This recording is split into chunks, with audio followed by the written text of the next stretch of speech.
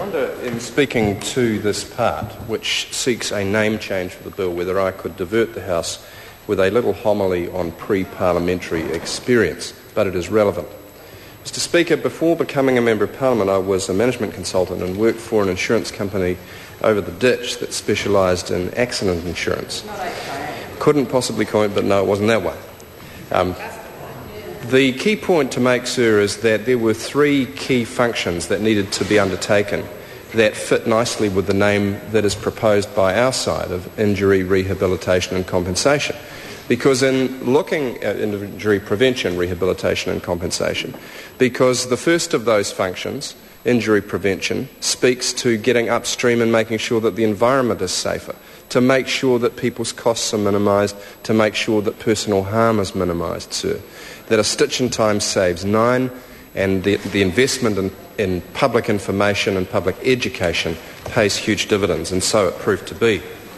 The second of those functions, rehabilitation, is absolutely critical, sir, especially on the claims that are required for moderately serious injuries. A very small injury can often be fixed on the day within the 24 hours and out the door at a walk-in clinic. A moderately serious claim, sir, will require many weeks, months or sometimes years of rehabilitation to get the individual back to work so that they can pay their way. And the third category, sir, was the very serious claims which require intensive, often lifetime, management and compensation.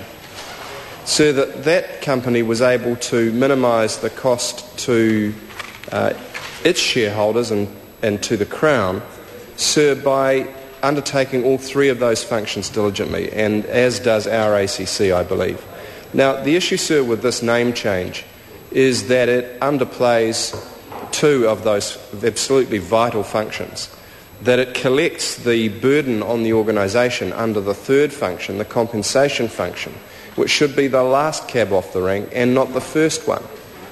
And sir, if it does that, it is neither going to be good for New Zealanders who are either not educated to avoid accidents before they occur, who are not rehabilitated to the same extent after they occur, and we are left with what will be both increased human suffering and increased fiscal risk because the organisation will not be fitted as well to do its job.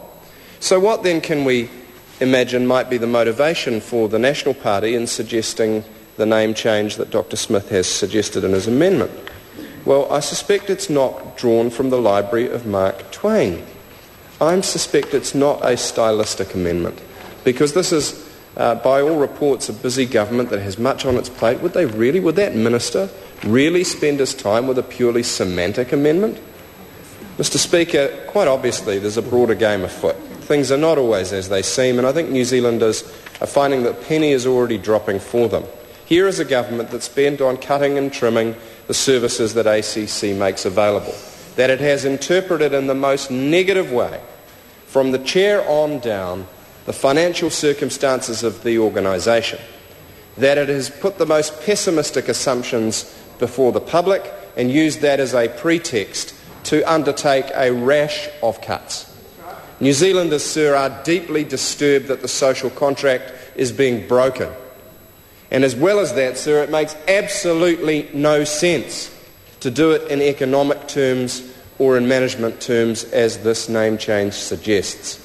Each of the functions of preventing accidents, rehabilitating those who are injured, and only then fairly and fully compensating those who cannot be rehabilitated, all of those functions are equally important.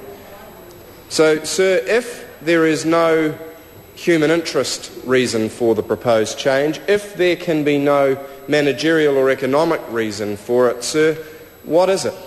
And one of my colleagues has suggested that perhaps it's a pretext to privatisation. What we do know, sir, and there's nothing outside standing orders in recalling for the Parliament that Merrill Lynch, a firm not unknown to the current Prime Minister, advised its clients in the insurance industry that there were hundreds of millions of dollars of profit to be made should this government proceed with privatising the New Zealand accident compensation scheme.